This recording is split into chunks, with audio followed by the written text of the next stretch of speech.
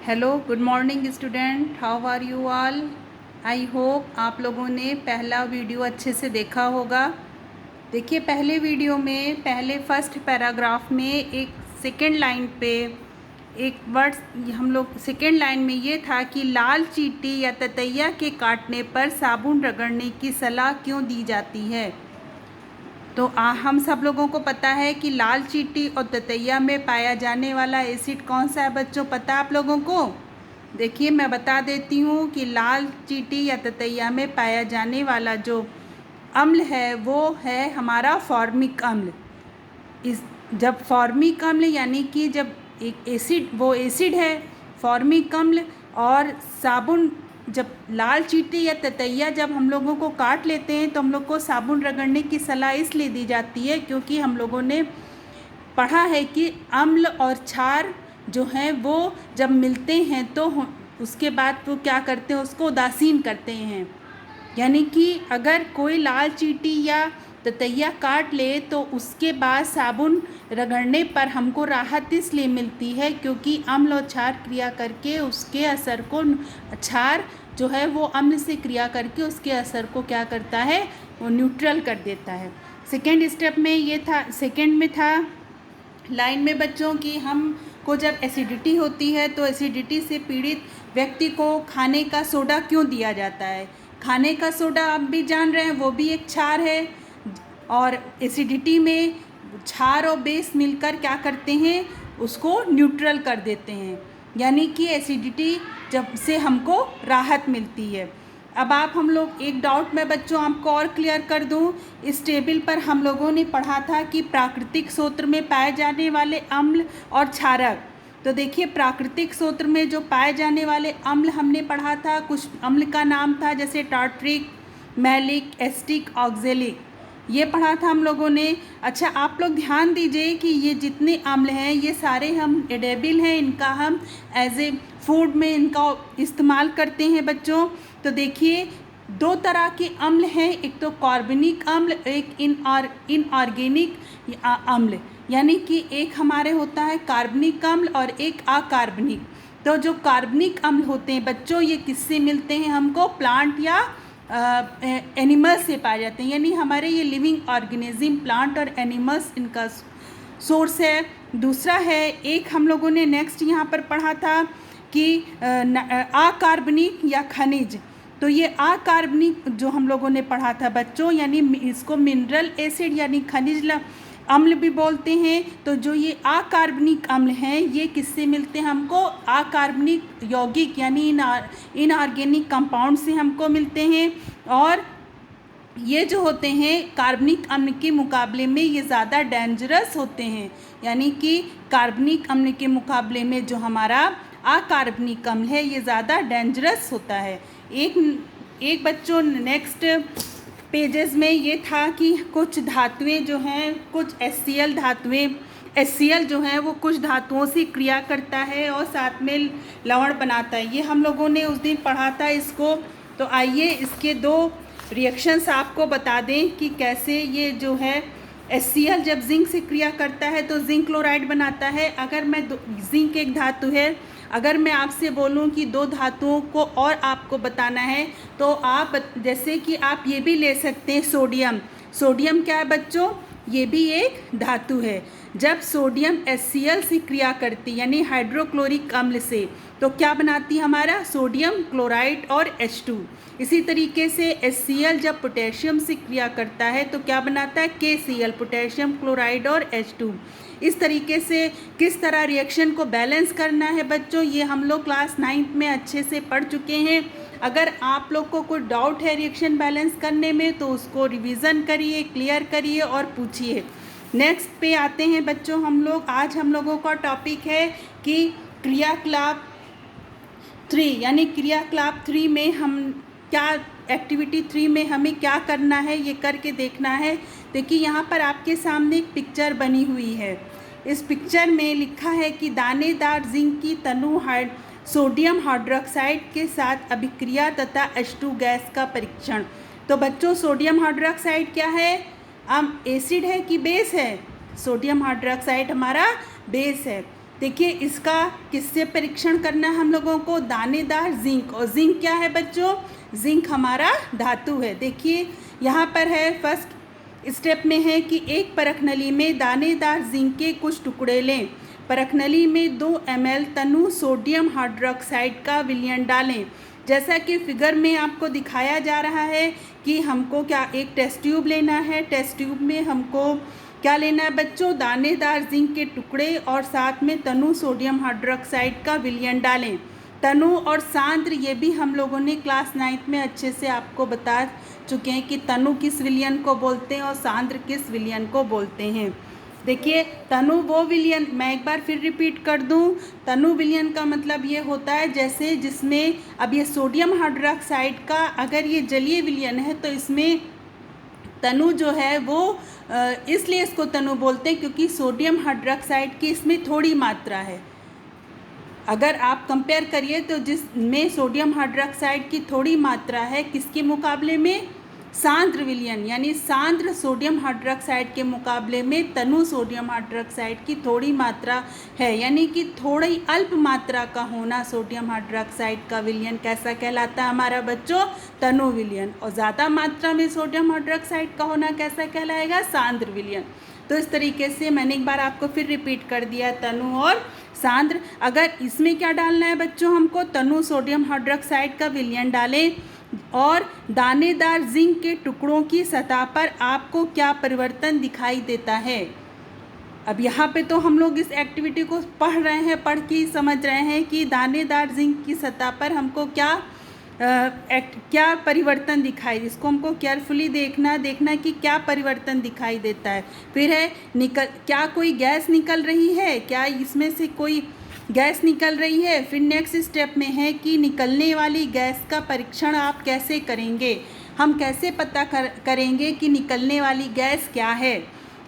अब देखिए यहाँ पर जो हमने ऊपर स्टेप पढ़ा इसको एक केमिकल रिएक्शन से भी बताया गया है। इस अभिक्रिया को इस प्रकार व्यक्त कर सकते हैं, जैसे सोडियम हाइड्रोक्साइड है, सोडियम हाइड्रोक्साइड का जब जिंक धातु से क्रिया करते हैं तो क्या बनता है हमारा, सोडियम जिंकेट और हाइड्रोजन गैस। यानी कि नेक्स्ट स्लाइड में लिखा है कि कुछ धातुएं क्षार के साथ भी क्रिया कर लवण बनाती हैं तथा हाइड्रोजन गैस मुक्त करती हैं। यानी कुछ धातुएं हमारी वो क्षार के साथ, जैसे वो अम्ल के साथ क्रिया करके लवण बनाती हैं और हाइड्रोजन गैस मुक्त करती हैं, इसी तरीके से कुछ धातुएं क्षार के साथ भी क्रिया करके लवण बनाती हैं और हाइड्रोजन गैस मुक्त करती हैं। देखिए यहाँ पर एक स्टेप में ये था कि निकलने वाली गैस का परीक्षण आप कैसे करेंगे। तो बच्चों हम ये बता दें कि हाइड्रोजन गैस है वो क्या है, एक ज्वलनशील गैस है। ज्वलनशील समझ रहे हैं ना कि ये खुद जलती है। और ऑक्सीजन क्या है बच्चों, ऑक्सीजन हमारी जलने में सहायक है। यानी कि अगर जहाँ पर आग जलाना है अगर वहाँ पर ऑक्सीजन नहीं है तो फिर वो आग जलना मुश्किल है। तो इसीलिए ऑक्सीजन हमारी क्या है, जलने में सहायक है। और ये स्वयं नहीं जलती, ऑक्सीजन जलने में सहायक है। और हाइड्रोजन क्या है बच्चों, हमारी ज्वलनशील गैस है। तो अगर मैं ये बोलूँ कि आप इसका निकलने वाली गैस का परीक्षण कैसे करेंगे, तो हम यहाँ पर देखिए एक माचिस की तीली दिखाया हुआ है, आपकी बुक में एक है बच्चों माचिस की तीली। इसका अगर आप जलती हुई माचिस की तीली इस प्रखनली के मुंह पर ले जाएं तो देखेंगे ये गैस स्वयं जलने लगती है। तो ये भी इंडिकेशन हमको मिल रहा है कि इसमें से जो गैस रिलीज हो रही है वो हाइड्रोजन गैस है। और दूसरा ये है कि कभी कभी ये जो हाइड्रोजन गैस है ये तेज से पाप की आवाज़ के साथ जलती है, पाप की आवाज़। तो ये भी एक इंडिकेशन हमको मिला कि निकलने वाली गैस हमारी हाइड्रोजन गैस है। देखिए फिर आप लोगों को नेक्स्ट पॉइंट में है कि अम्ल धातु कार्बोनेट एवं धातु हाइड्रोजन कार्बोनेट के साथ कैसे अभिक्रिया करते हैं। यानी कि जो अम्ल हैं हमारे वो धातु कार्बोनेट एवं धातु हाइड्रोजन कार्बोनेट के साथ कैसे अभिक्रिया करते हैं। आइए इसे एक क्रियाकलाप के द्वारा समझें।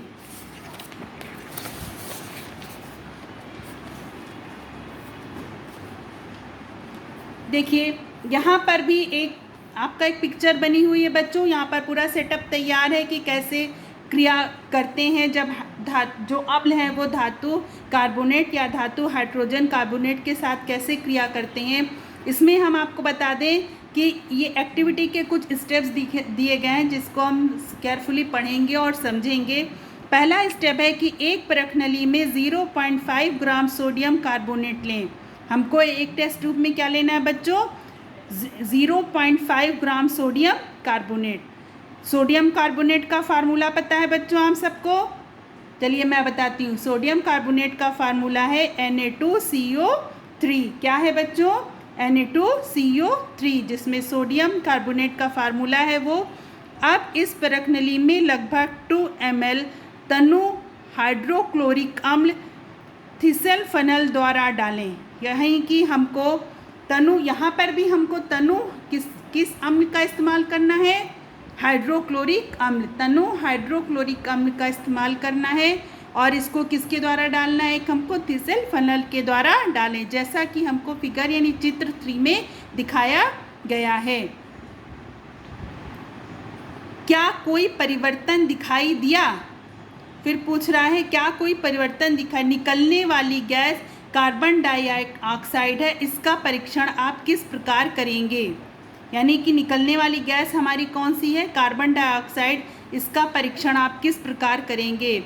यही क्रियाकलाप अब आप सोडियम कार्बोनेट के स्थान पर सोडियम हाइड्रोजन कार्बोनेट लेकर दोहराएं।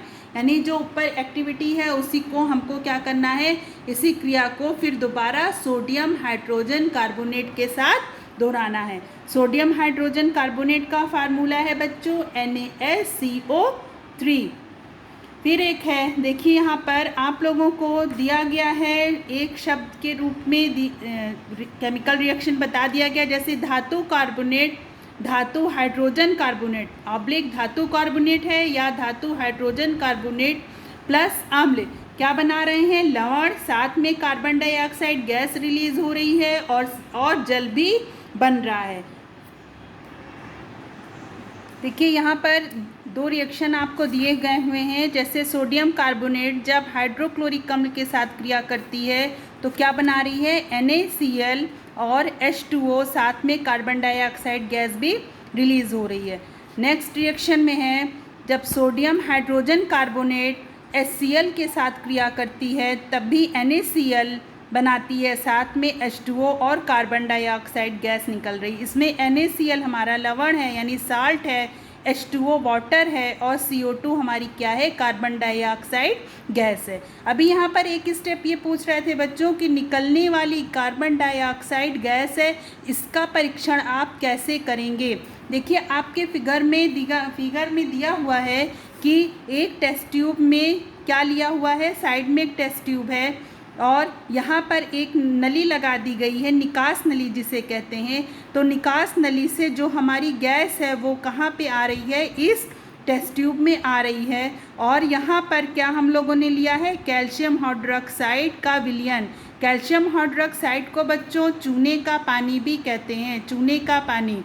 देखिए अगर हमारी निकलने वाली गैस है तो कार्बन डाइऑक्साइड गैस है, तो जो ये चूने का पानी है ये कैसा हो जाता है? हमारा दूधिया हो जाता है। दूधिया समझते हैं ना, वाइट से हल्का सा जो मटमैला कलर आता है उसको दूधिया बोलते हैं। अगर वो दूधिया हो जाता है तो इसका मतलब है कि हमारी निकलने वाली गैस क्या है? कार्बन डाइऑक्साइड गैस है।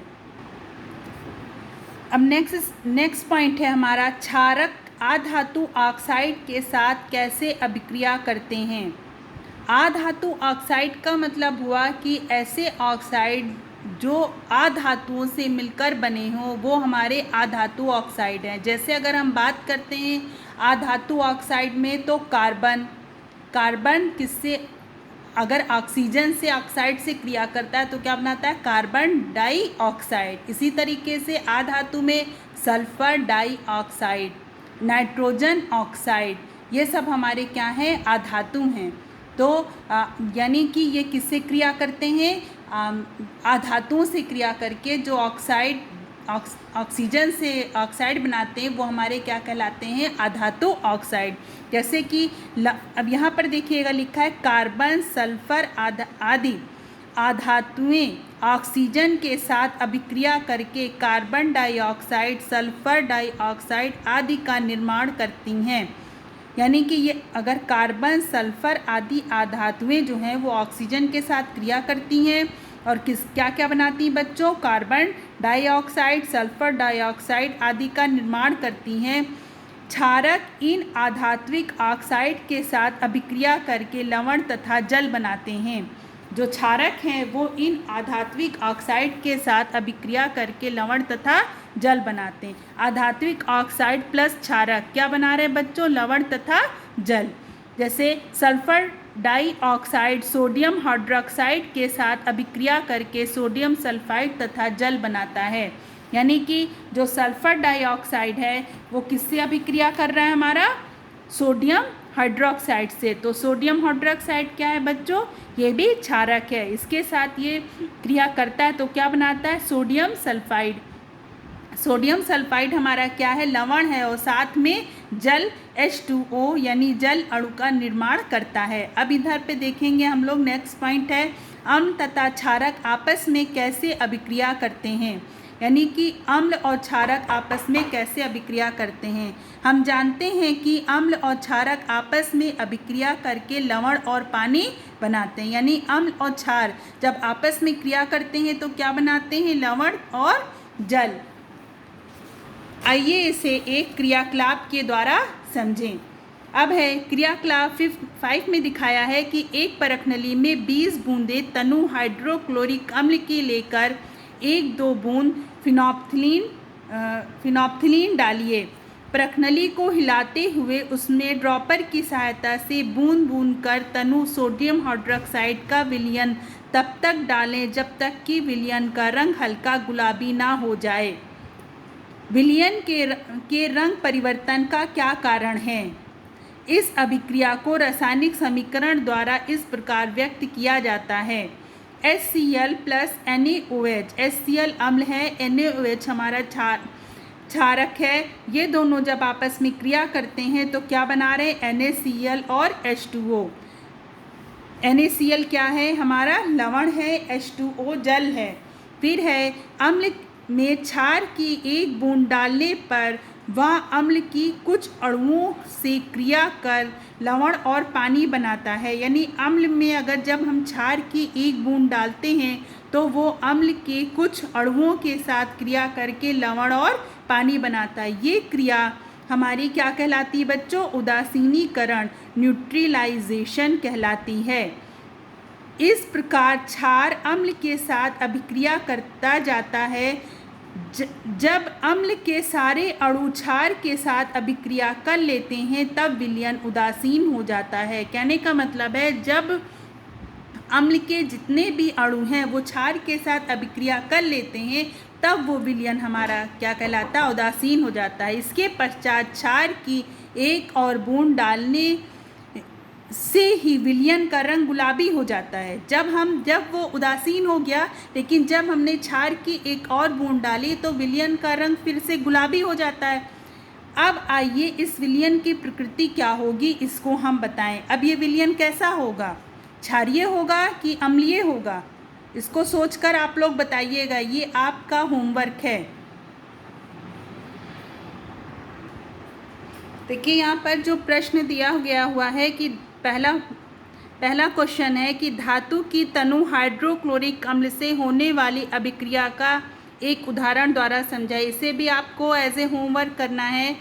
सेकंड क्वेश्चन है कैल्शियम हाइड्रोजन कार्बोनेट और हाइड्रोक्लोरिक अम्ल से होने वाली अभिक्रिया का संतुलित रासायनिक समीकरण लिखिए। ये भी आपको क्या करना है, होमवर्क में। ये पहला और दूसरा क्वेश्चन ही आपको होमवर्क में दिया जा रहा है, तीसरे को अभी आपको नहीं करना है। पहला और दूसरा दोनों क्वेश्चन को आपको होमवर्क में करना है।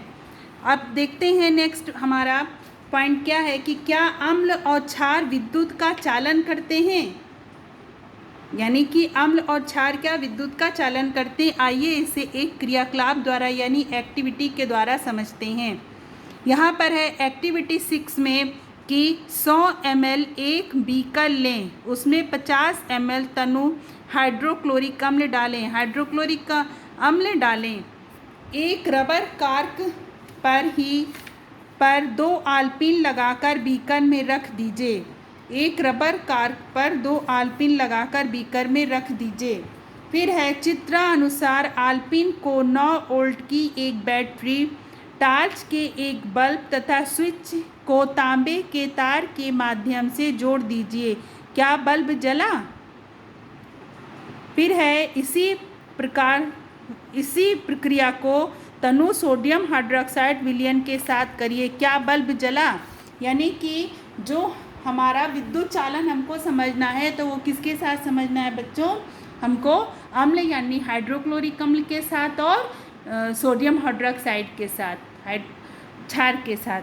फिर एक है यहाँ पर देखिएगा, नीचे है कक्षा 9वीं में हमने क्रियाकलाप द्वारा समझा था कि आयनिक यौगिक के जलीय विलयन में विद्युत धारा प्रवाहित करने पर बल्ब जलने लगता है। क्या समझे आप लोग? आयनिक यौगिक मतलब प्लस माइनस जिन यौगिक में हो वो हमारे क्या कहलाते हैं? आयनिक यौगिक, यानी प्लस माइनस में टूटना ही क्या कहलाता है? आयनीकरण होना। तो आयनीकरण का मतलब क्या हुआ कि उसमें प्लस भी है और माइनस भी है। तो विलयन का विद्युत धारा में प्रवाहित करने पर बल्ब जलने लगना ये निष्कर्ष निकालता है कि आयनिक पदार्थ विलयन में अपने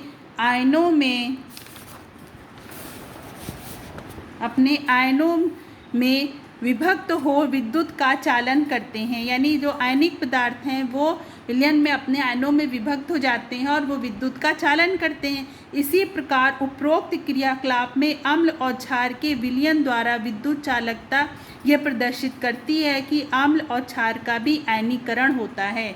यानी कि जो बल्ब जलेगा, तो बल्ब क्यों जल रहा? क्योंकि अम्ल और क्षार का भी आयनीकरण हुआ और आयन जो है वो विद्युत का चालन करते हैं, इसीलिए बल्ब क्या होगा? वो अम्ल और क्षार में जल उठेगा। यानी कि बल्ब जलेगा, लेकिन जब अम्ल और क्षार ये दोनों का क्या होता है? आयनीकरण होता है। ये अपने आयनों में विभक्त होते हैं और आयन क्या होते हैं? वो विद्युत का चालन करते हैं। तो क्या होगा? अम्ल में भी बल्ब जलेगा और क्षार में भी बल्ब जलेगा। एक नेक्स्ट पॉइंट है आयनीकरण यानी कि आयोनाइजेशन। हम अम्ल एवं क्षार के जलीय विलयन के व्यवहार को समझने का प्रयास समय समय पर कई वैज्ञानिकों ने किया। अम्ल और क्षार का जो जलीय विलयन है, इसके व्यवहार को, बिहेवियर को समझने के लिए कई वैज्ञानिकों ने प्रयास किए। स्वीडन के एक वैज्ञानिक थे आर्रेनियस, सन 1884 में अपने अवलोकन के आधार पर कहा कि अम्ल और क्षार में कुछ विशिष्ट गुण होते हैं। यानी कि उन्होंने ये बताया था कि अम्ल और क्षार के कुछ विशिष्ट गुण होते हैं। उनके अनुसार अम्ल एक ऐसा अणु है जो कि जलीय विलयन में धन आवेशित हाइड्रोजन आयन तथा एक ऋण आवेशित आयन में वियोजित होता है। मतलब कि अम्ल एक ऐसा अणु है जो धन और ऋण दोनों आयनों में क्या होता है? विभक्त यानी वियोजित होता है। इसी प्रकार क्षार जलीय विलयन में ऋण आवेशित हाइड्रोक्साइड आयन और एक धन आवेशित आयन में क्या होता है? वियोजित होता है। यानी कि अम्ल भी प्लस और माइनस में वियोजित होना, टूटना, और क्षार का भी प्लस माइनस में वियोजित होना और टूटता है। ये आयन उपरोक्त क्रियाकलाप, अभी मैंने एक्टिविटी देखा था ना कि क्या अम्ल और क्षार विद्युत का चालन करते हैं, इसी तरीके से ये बोल रहे हैं कि ये आयन उपरोक्त क्रियाकलाप 6 में विद्युत के चालन के लिए उत्तरदायी। मतलब बल्ब क्यों जला? अम्ल में भी जला और क्षार में भी जला। तो जो ये आयन है, यानी अम्ल का आयनों में टूटना और क्षार का भी आयनों में टूटना ही रिस्पॉन्सिबल है बल्ब के जलने में। यानी ये उसके लिए उत्तरदायित्व हैं। किसके लिए? विद्युत के चालन के लिए उत्तरदायित्व हैं। जैसे कि अगर हम बात करें बच्चों, देखिए यहाँ पर दो, एक अम्ल है और एक क्षार है। H2SO4 क्या है? हमारा अम्ल है जो किस में टूटता है? 2H+ और सल्फेट आयन में। और एक हमारा है कैल्शियम हाइड्रोक्साइड जो किस में टूटता है? कैल्शियम और हाइड्रोक्साइड आयन में। इस तरीके से ये जो अम्ल और क्षार ये दोनों अपने प्लस और माइनस में विभक्त होते हैं यानी टूटते हैं, और यही प्लस और माइनस आयन जो है वो विद्युत चालन के लिए उत्तरदायी है। यानी आयनीकरण मुख्यतः यहाँ पर बोल रहा है, आयनीकरण मुख्यतः पदार्थ के विलयन की सांद्रता और उनके आयनों में वियोजित होने की क्षमता पर निर्भर करता है। यानी कि उनके आयनों की वियोजित होने की क्षमता उनकी सांद्रता और उनके आयनों में वियोजित होने की क्षमता पर निर्भर करता है। यहाँ पर देखिए एक पिक्चर बनी हुई है हमारे वैज्ञानिक की, इनका नाम है स्वांतो ऑगस्टान आरेनियस। इनके बारे में आपको यहाँ पर कुछ बात बताई गई, इसको आपको पढ़ना है, ये भी आपका होमवर्क में है। दूसरा, अब आपको यहीं पर ये वीडियो क्लोज करते हैं बच्चों, और आप लोग इस वीडियो को अच्छे से देखिए, अच्छे से समझिए और होमवर्क को प्रॉपर्ली ढंग से करिए। और आप लोग अपनी एक फेयर कॉपी बना लीजिएगा, मैं आंसर शीट सेंड करूँगी, उस फेयर कॉपी पे उस आंसर को लिखना है। सबके पास अपना नोटबुक का रिकॉर्ड होना मस्ट है। Okay, bye bye.